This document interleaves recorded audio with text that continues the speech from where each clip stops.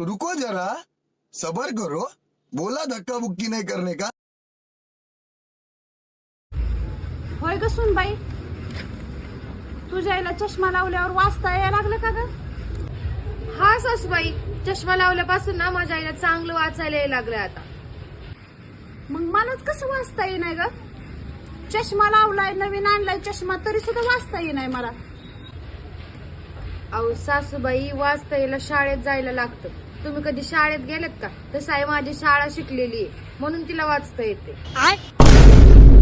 बायगन, नुसतं चष्मा लावून कुठं वाचता येते होय? तस शाळा पण शिकायला लागते. असं आहे होय? मला वाटलं चष्मा लावल्यावरच वाचता येतंय. उगाच पैसे घालून चष्मा घेऊन आले बघ. No, no, no, no. नाही झालं.